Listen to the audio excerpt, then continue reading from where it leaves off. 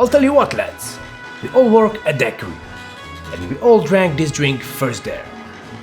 Let's call it a Daiquiri. Hi friends of cocktails and history. As you heard from Mr. Jennings Cox, we're making Daiquiris today. We'll make 3 versions. One is said to have been made in 1898, one from 1937 as made in El Floridita, Havana, and a present-day version using lime super juice. Unlike many classic cocktails, this Cuban cocktail made with rum, lime and sugar has plenty of written history.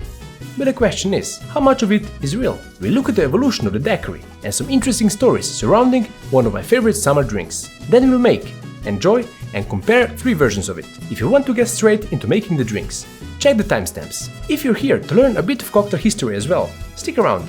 It's cocktail time.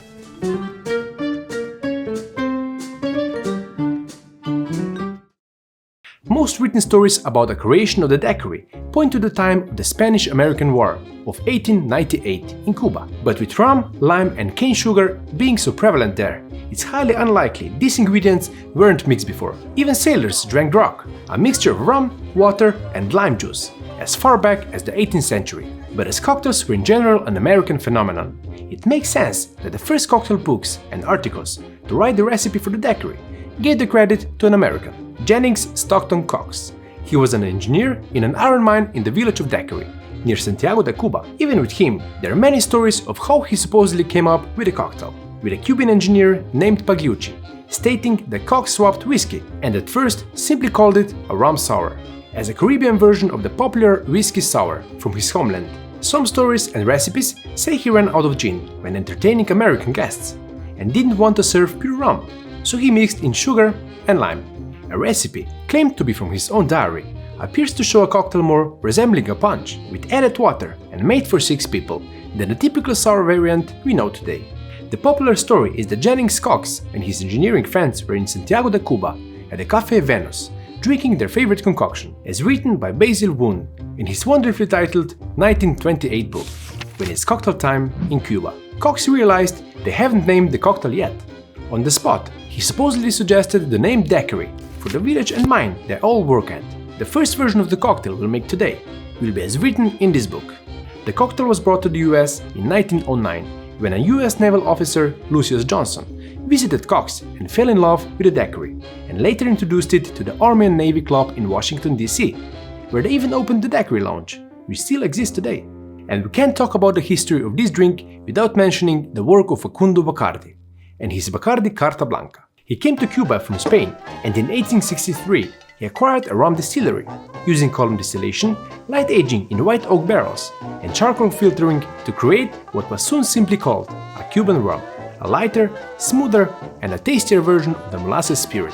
Bacardi had to move its production to Puerto Rico because of the Cuban Revolution, but I think it's still appropriate to use it for the original recipe. Facundo Bacardi died in 1886. So stories saying he was passing around the recipe used by Cox and his friends has a few gaping holes. But that never stopped anyone in the history of cocktails, so let's continue. We followed the recipe from When It's Cocktail Time in Cuba, using cane sugar and lime, even if some of the earliest recipes mistakenly translated limon as lemon. As David Embury put it, lemons are almost unknown in Cuba, whereas lime trees grow in everyone's own yard. Let's make the daiquiri as it's said to have been made in 1898. Basil Woon writes that the daiquiri is not the best-known drink in Cuba. This recipe for the real daiquiri was given to me by Facundo Bacardi and confirmed by one of the men who was present at the christening. Have 1 lime squeezed onto 1 teaspoonful of sugar. Pour in 1 whiskey glassful of Bacardi. Plenty of ice. Shake until the shaker is thoroughly frosted outside. Meanwhile, chill a tall wine glass of the kind known as flute. Fill it with shaved ice and pour in the mixture. Must be drunk frozen, or it is not good.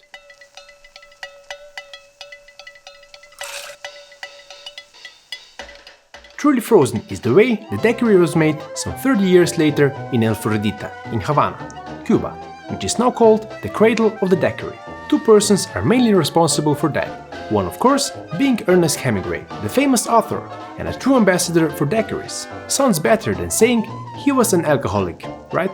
But it was a bartender and later owner of El Floridita, Constantino Ribalaigua Vert, nicknamed Constante, who revolutionized daiquiris by using a blender and creating many versions of the daiquiris, still served at the Floridita to this day, as seen in the 1937 edition of the Floridita cocktail book, then called El Florida. 4 versions of the daiquiri were listed, including number 3 with grapefruit, which later became the Hemingway special, and number 4 with a teaspoon of maraschino. That's the version I'll make next, using a blender to create a cocktail I've had the pleasure of tasting when visiting this historic establishment myself back in 2018. Grab a blender and let's make the daiquiri number 4. The 1937 book stated Marty rum for the number 4 daiquiri. That's likely due to the ad for the same rum seen a few pages back. In the 1939 cocktail book, Havana Club was used and that is still used today, at 2 ounces or 60 ml. For sugar, only cane sugar is appropriate. For a Caribbean drink, 1 spoonful. The so-called Florida style, or the number 4 daiquiri, also adds maraschino liqueur, 1 teaspoonful. Follow that with juice of half of limon verde. And crushed ice in the volume of the glass you'll serve it in. I'm using a martini glass, which is how the daiquiri was served to me. Blend everything thoroughly, then simply pour the drink into the glass, like Constante did over 8 years ago. And don't forget a short straw. The frozen daiquiris were later modified in the US to make many fruit variants in a slushy form, which are still sold in the so-called daiquiri shops. We will skip this mid-20th century creation and focus on a modern interpretation of this classic 3-ingredient cocktail. David Embury stated that Constante made over 10 million daiquiris and squeezed over 80 million limes. While doing so, while that's admirable, he could have saved himself a lot of work if he knew about superjuice.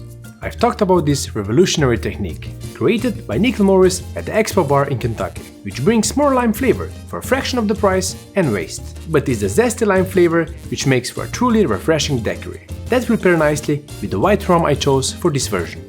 Diplomatico Planas, Venezuelan rum, aged up to 6 years and charcoal filtered, bottled at 47% ABV, with fresh tropical aromas and subtle notes of coconut. It will make a daiquiri of your perfect summer.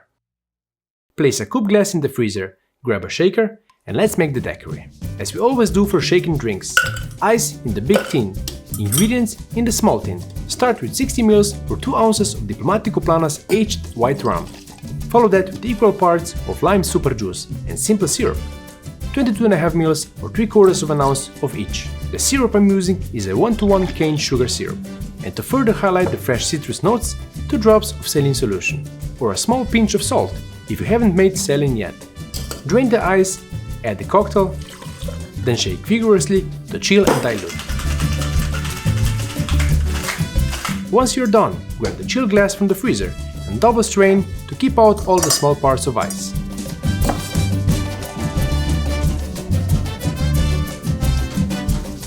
No need for the garnish, because the super juice adds enough citrus aroma. You've seen the evolution of over 100 years of the daiquiri. Here's how they taste. Jennings Cox wanted his men to still be able to work, so there's plenty of dilution from the shaved ice in the glass, meaning this daiquiri is light, dry and with less aroma than the tart daiquiri flavors you're used to. A different choice of rum would also benefit a cocktail made and served like this. On to the 1937 blended daiquiri number 4, ice cold, refreshing and moderately balanced cocktail that I'd suggest using a jigger to get the ratios of lime and sugar just right. But add to this drink the hot Havana air, filled with Cuban music, and I'm transported right back to the bar of El Floridita. It's an experience, not just a cocktail. The only way a modern version can compete with something like that is with a perfect balance of bold, tropical rum, fresh zesty lime that doesn't overpower the drink, but works in harmony with just the right amount of sugar.